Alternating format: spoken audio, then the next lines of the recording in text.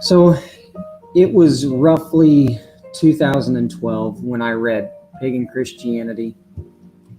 And during that time, I was eager to embrace whatever God revealed to me. I was not silent about anything that God was showing me either. And I wasn't silent about discussing the book Pagan Christianity. And I talked about it with a few other people, but I still remained within the confines of that modern church system. And I remember discussing the book with ministry, and their responses were very disappointing because there's so much good material, good information in there.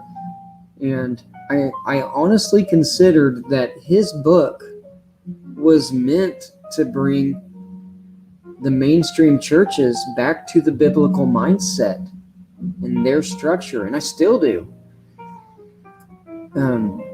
However, the ministry, the leadership did not see it that way, but they didn't read it, But I talked about a few things in the book, but because I wanted to remain in good standing as an obedient, submissive saint, I followed their instruction.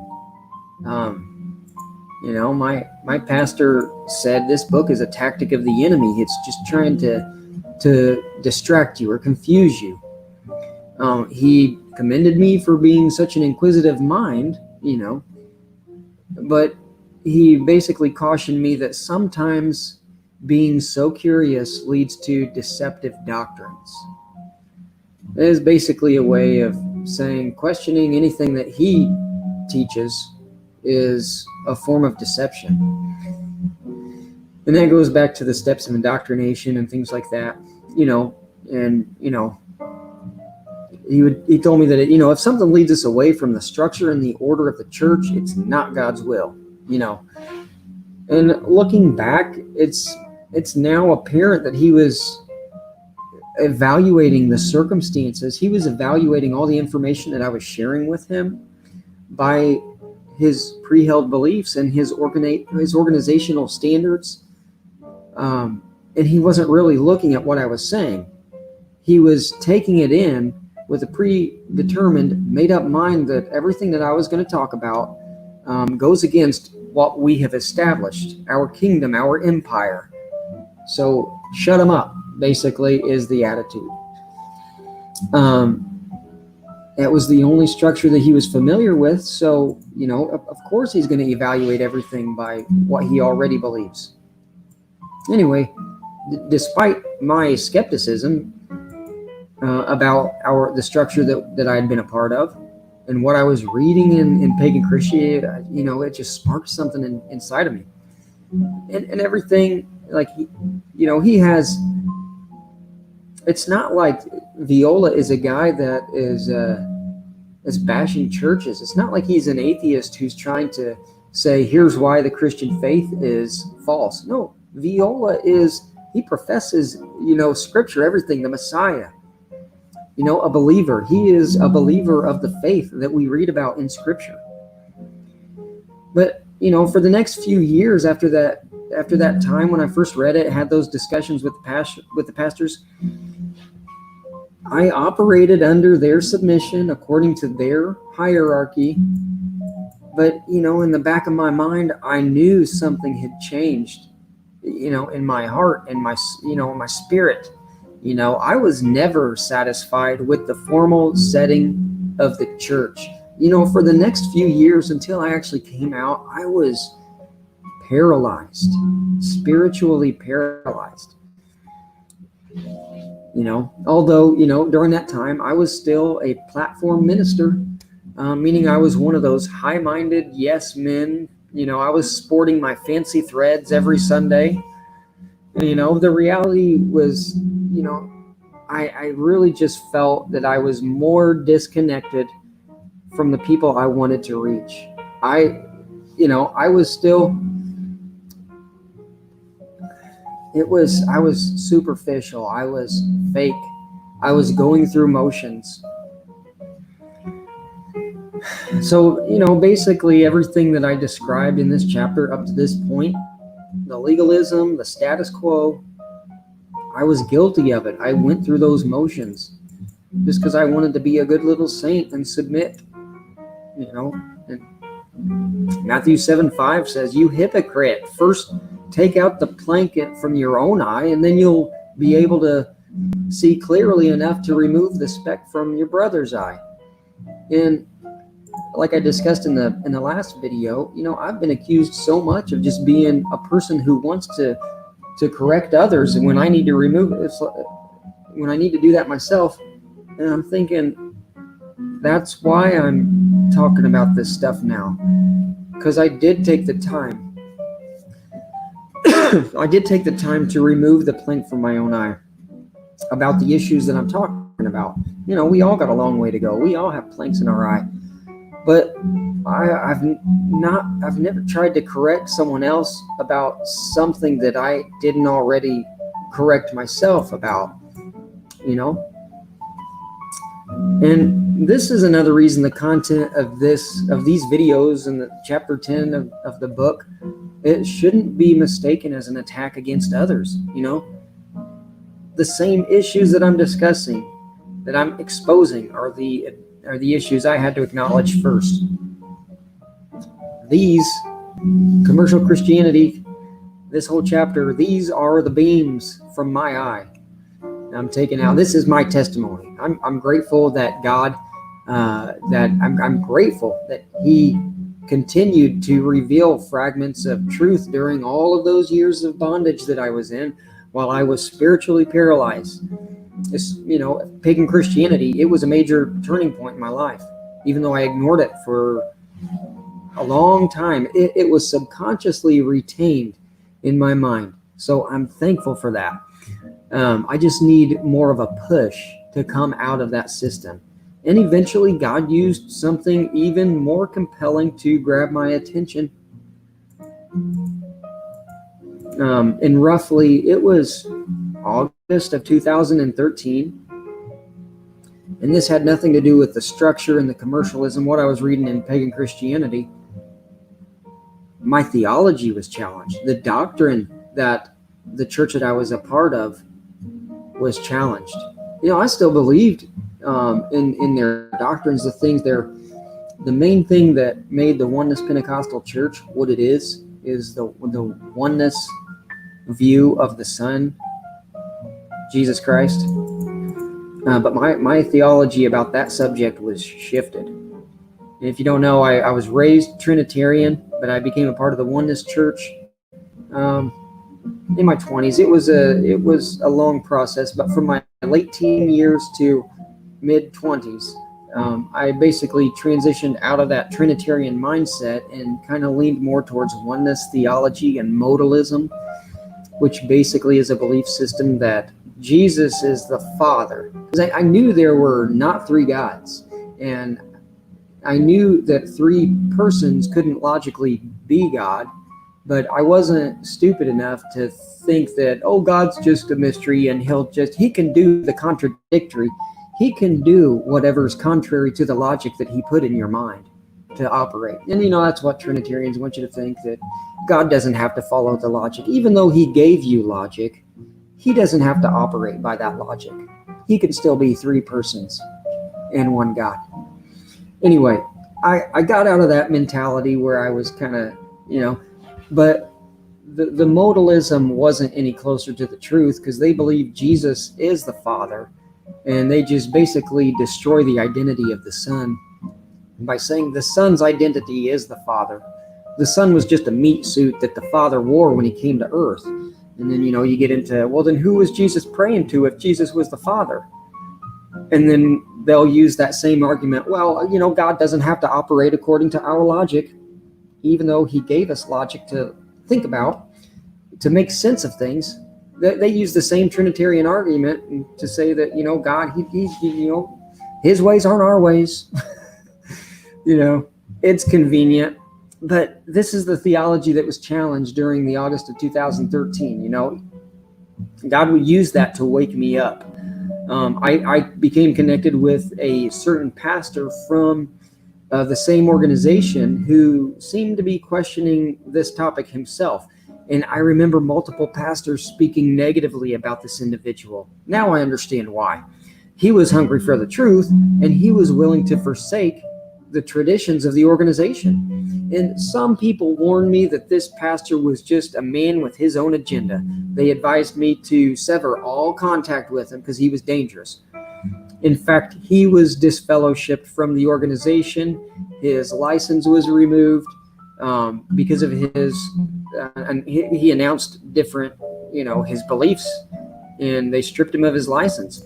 And, the leadership, they wanted me to believe that he was displaying signs of rebellion, but really, he saw signs of harlotry within the modern church practices during that time, and he was willing to remove himself from the clutches of the mother harlot. If you don't know what I'm talking about, Revelation 17, 3-5, it talks about seeing a woman with the scarlet beast. Read that. It talks about Mystery Babylon, the mother of harlots, the abomination of the earth. And, most people identify that as this system that I'm talking about. Revelation 18 verse 4 just says, I heard another voice saying, come out of her, my people, lest you share in her sins, lest you receive of her plagues. And this same minister that had been disfellowshipped from the organization for publicly voicing his beliefs, he inspired me to reinvestigate my Christological views.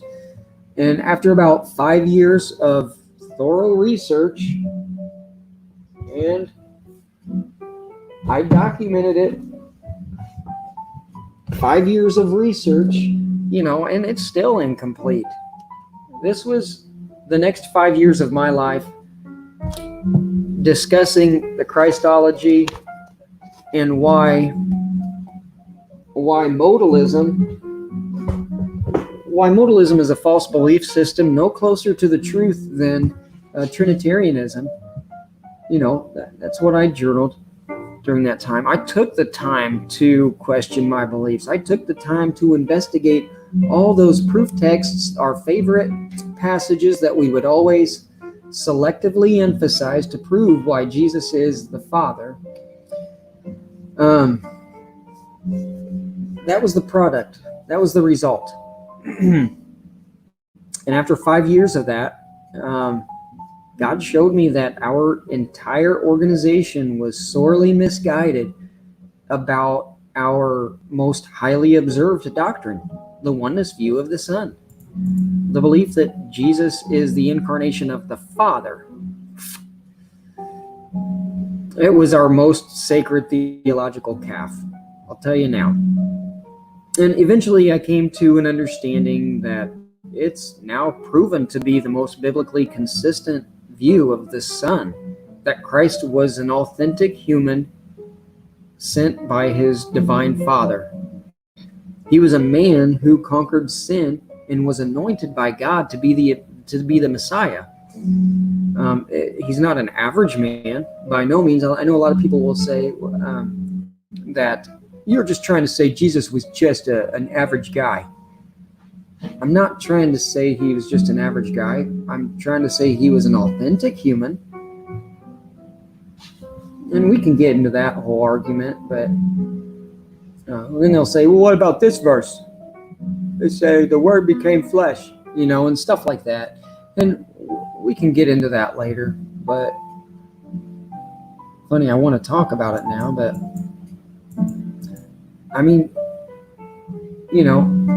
my new position at that time, I still, even though I came to that understanding, for some reason, I still, for a longer season, I clung to those traditions of formalism of the organization, and I was eager to bring the leadership to the same understanding that I had found, that I'd written about in my book. And a few years later, after that, when I finally released the book, it's called Decoding Precepts of Oneness Theology. It was a sincere attempt to resolve the doctrinal flaws that I uncovered. And during that time, I had no plans of leaving the organization. And if you were to read my previous book, Decoding Precepts, it's pretty evident that it was written with a level of expectation in hopes that it would be accepted by the organization. So basically, I wrote it under the notion that it would generate a wave of clarification, and possibly cause a new movement to surface or emerge out of that existing theological community. Even one pastor out in Oklahoma or Nebraska, maybe, or one of those states. I'm thinking Tornadoes. Which one? I can't remember, but I was in contact with him, and he said, I think this, he gave me great feedback about the book, saying he thinks that this could cause something like that, cause people. He sees it. He sees so much division with the theology because there are so many contradictions that he says, I think there could be a new movement come out of the UPCI, which is the United Pentecostal Church International. But that's all besides the point. I mean, it's neat that they understand that there are some inconsistencies, enough in so much as to cause something like that. But it didn't take long before I realized that traditionalism is a strong force, and I underestimated it when I wrote that book and published it. Even though I was personally willing to embrace a more consistent Christological view, my contemporaries, my brothers and sisters, they were not as open to consider new ideas. Some of the men appeased me at the time, and they claimed to have an open mind. They said, yeah, we'll have an open mind about it. But their attitude changed when they realized just how adamant I was about getting my book into the hands of other people. I began to see a parallel between my own circumstances and Christ's interaction with the Pharisees. No, I'm not calling you guys Pharisees. And, that's the first thing people are going to say. Oh, he's calling us a Pharisee. That's not it. I'm just saying that the circumstances are very comparable. The leadership was not interested in gaining clarity. They were interested in correcting my newfound understanding. They were not listening to understand. They were listening to reply. Matter of fact, one pastor, he even told me, he's like, when he was appeasing me, he said, why don't you send this to some of these ministers, these guys are teachers of the faith. See what they have to say. He encouraged me to do that, but when I did, I mailed out several copies to select pastors, and I noticed a change immediately when I actually did that. I don't think he thought I was going to do that, even though he encouraged me to do that, because when I did that, his behavior changed. And all the pastors, their mannerisms, they shifted. Their attitude towards me, it basically automatically snapped, and I was an outsider. And what I thought were friendships, they immediately proved to be conditional relationships. Those who had given their time to discuss this issue had only appeased me in hopes to bring me back to their private interpretation of that subject.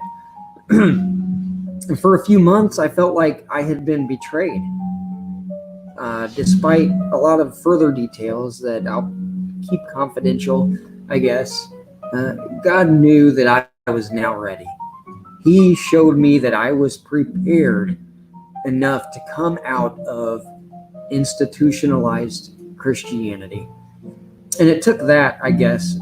I don't know, maybe I was just stubborn for all those years. But interestingly, after separating myself from the system, everything I read in pagan Christianity soon began to come back to me. And I purchased his sequel to the book, Reimagining Church. And that's a lot of the same information, but from a different perspective and a different... he's building the church back up in that book. But it basically solidified everything that I read in his former book. And, both books have been instrumental in gaining clarity about the modern innovation that we call church. I believe that my story, it's a demonstration of what Viola reveals in his books. My story is a testimony of what he writes. It's confirmation. I recently, during the time that I had been writing this chapter, I listened to a video titled Transitioning to the Biblical Church Model. It was on YouTube. The channel was Global Apostolic M, the letter M. And the video was recorded live during a church service at Truth Apostolic Church of Raleigh, North Carolina. And the pastor of this church, the same guy that I was talking about, who earlier in this video, who had gotten disfellowshipped and his license was stripped. This was his church. And I've witnessed certain phases of this transition over time. And in fact,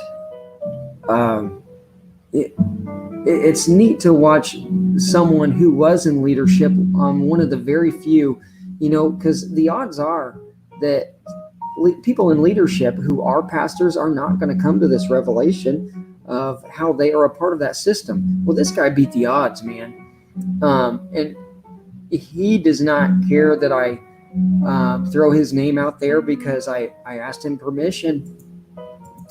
He was Pastor Jeff Brantley of Truth Apostolic Church of Raleigh. And, he's a great down-to-earth guy.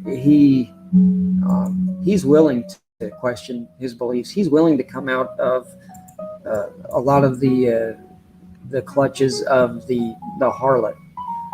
So, check out his channel, see what his church has, his fellowship, trying to use the word church the proper way with what we're learning, but I think I got a link down there in the book. But it was a neat series of videos, and it showed the phases of coming out. I don't think he even goes by pastor anymore. I think he's just, recognized the structure and just wants everybody to be brethren among each other, equals,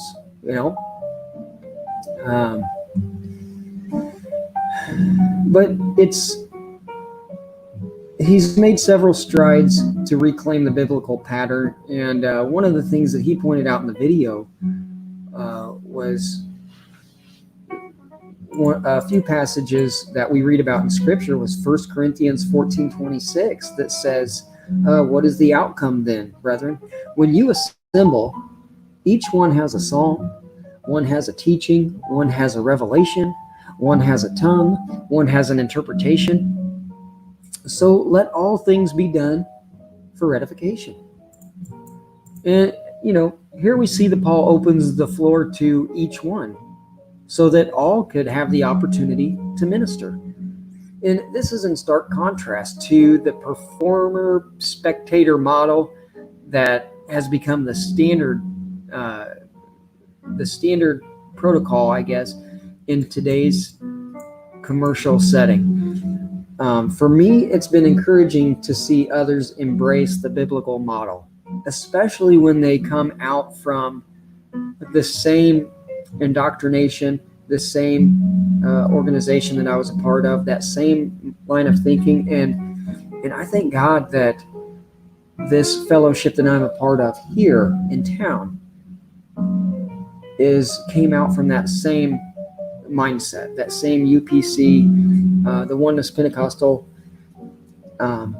That's basically their background too that I'm a part of. So it's great. It's not that I have anything against Baptists or any other people, but I've been able to connect and identify, relate to them more so than if I would if it was a bunch of former Baptists. And that's just because we have the same background. It doesn't mean anything bad towards Baptists or any other church. So, even though that pastors, I've been told that private settings like what I'm a part of now, or if I had fellowship in my house, so even though they suggest that I can't reproduce the same atmosphere, I would use that same argument against them. Sanctuary services can't reproduce what occurs in private settings because of the overemphasis of these positions and titles and classes of individuals that creates the segregation. It basically compromises the intimacy of what occurs in the home. Simply stated, the commercial format does not allow for members to feel significant because of the barrier that is created. Private settings, they allow for open interaction with one another. It reciprocates a level of transparency that cannot be fabricated within a commercial sanctuary service. Essentially, this is the atmosphere that Paul endorsed in the passage that we just read. So when a pastor tells you, oh, you can't get the atmosphere that we create here. So that not only, good, that's the point, but it just shows how you rely on things like that, the lighting, the music, the itinerary, the building, the platform, the pulpit, the microphone. It shows what you rely on, where your trust is, instead of allowing God to just do what he wants to do, what he did in the New Testament, in the first century, when people were in each other's homes. Even after establishing this open, interactive setting, Paul continues to talk about, but he says, but if a revelation is made to another who is seated,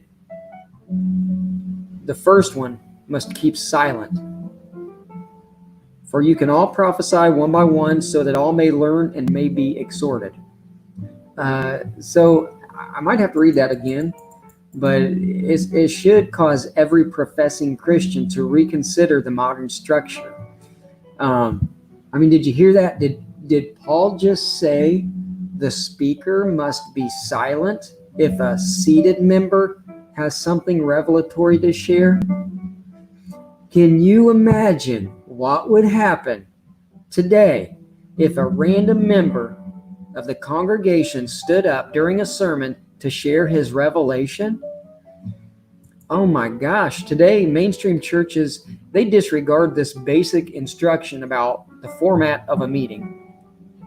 And instead, there's a designated window of time exclusively reserved for the pastor to share his personal insight. And rather than allowing multiple members to edify one another, the entire body is limited to what a single individual has to share. And again, this is another barrier that's been created among the church. And from what I've observed, and this whole chapter is what I've observed, what I've been through, what I've experienced myself. The concept of a one-man sermon is nothing more than a display of territorial behavior. That pulpit and microphone have basically become the crown and scepter of today's kings in the church, and they've abused it. Today, it's a position of entitlement. The pastor demands the congregation, he demands their full and undivided attention. Okay, a little story I'm going to share, but I remember sitting through a Sunday evening service. It was about 2014, something around that. And the pastor noticed a visiting teenager who just happened to doze off during the message. And the pastor, he walked down off the platform and he climbed over 3 rows of chairs and he tapped this visitor on the cheeks. This teenager, he tapped him on the cheeks and he told him to wake up. And he wasn't considering this teenager's feelings, that he was basically calling him out in front of an entire group of people he didn't even know. But he said, here was his words. He said, "Hey kid, I don't come to your house and preach to you in bed. So don't come sleeping in my church while I'm preaching." And I never saw that kid again. He never came back. And of course, all the other congregants and the members, who worship the pastor, they just laughed. They laughed it off. And, some of them clapped. And to them, it was funny. But, on a broader scope, many churches of the denominational world, they know very well that the book of Revelation talks about coming out of a mother harlot system. Many preachers have used this comparison to combat against beliefs that don't align with their denomination. But it's just sad that when information becomes available to further reveal how all denominations have prostituted with that system, the tendency is to reject that information because it challenges the way we do church. It stirs up way too much controversy to even address, let alone make any changes to our routines. And Zechariah says in 7:11, it just says, "But they refused to pay attention. Stubbornly, they turned their backs and covered their ears." And I think that is a strong parallel. It basically describes what I'm talking about.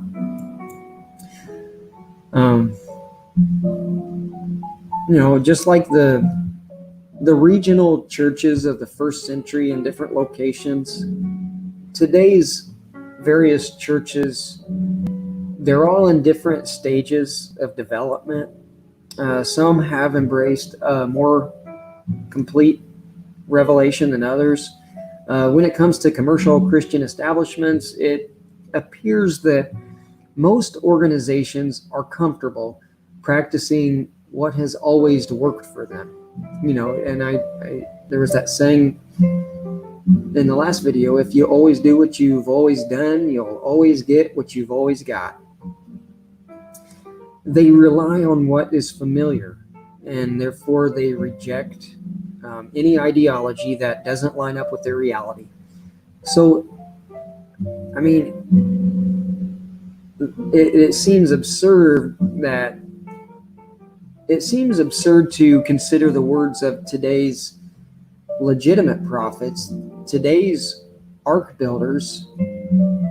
When you hear people talking about this stuff, it almost seems like, how dare he say this stuff, People who are exposing the system of, and all these vain traditions, because it's so unfamiliar to what has been done. That's why it took me 7 years after I initially read about all this stuff. It took me 7 years to come out. And it was because, I was wrestling it, but I relied a lot on a lot of the routines, the traditions. So, and consequently, those who refuse to purge themselves of the traditionalism, they've placed a limit on their own expectation of revival. The commercially advertised, the institutionally structured church setting has prevented Christians today from reaching their full potential in the pursuit of perfection. And this is something I read on Pastor Jeff Brantley's website. He said, the ministry of being perfected, as in Ephesians chapter 4, verses 11 through 12, always deals with what we lack. Many are not meek enough to deal with what they lack. They only focus on what they have. And these people will never be perfected by God. Many today reject the ministers God sends to perfect them because they do not want what they lack to be addressed. They falsely label these ministries as negative or sowing discord. They want the ministry only to speak positively, or let's all focus on what we agree on, But by only focusing on what you have, you tie God's hands from giving you what you lack. The prophet spoke the mind of God in 2 Kings 4, verse 3. He says, "Then he said, Go borrow 3 vessels abroad of all thy neighbors, even empty vessels. Borrow not a few." The Pharisees presented their fullness and were rejected by God. The disciples forsook everything they had ever known. Look at that. Look at the difference. The Pharisees presented their fullness and were rejected, but the disciples forsook everything they had and presented their emptiness. That is powerful. And they were received by God. God can only fill vessels that present their emptiness to Him. Then He will add everything we lack. God will work, but who will let Him? Will you? Folks, that is actually the end of this section. I have a small author's note because I didn't get into the things in this chapter that I wanted to maybe talk about. My book doesn't go into depth about holidays, and I'm not going to make a case for against celebrating certain holidays. I'll just simply leave you with a brief outline and my personal thoughts on the subject. Depending on where you look, you may find variances in details, but among many existing Christian truth circles, it's no secret that both Christmas and Easter are the 2 main ones, really have nothing to do with Christ. They were adopted pagan celebrations that were repackaged, relabeled, and remarketed under the Christian name. And the origins go back to none other than Nimrod and his mother Semiramis, also known as Ishtar. The springtime represents a season of fertility, and when Ishtar became pregnant, it was in spring, so it would have been about December 25th when Nimrod was born, okay? But, depending on the source, some say this was his original birthday. It's more commonly associated with his second birthday because he's believed to be reincarnated in the womb of Ishtar during the fertility festivals. And like I said, there's a lot of differences when you look up these origins. But the central theme is that those are the dates of certain events happening, and those are the people that they refer to, or the Nephilim. I guess they're not people. I don't know. Anyway, the springtime represents a season of fertility. And Easter is a festival of sexual category, and it's represented with symbols of fertility, such as the bunny and the egg. And, it's funny to see a lot of Christians who just who gravitate, for lack of better words, towards the Easter eggs, the Easter hunts, and all these different sexual symbols that are used to celebrate this sexual festival. You'll also find bunnies, in other advertisements with sex appeal, such as the Playboy magazine. That's why that's their logo. A lot of details vary.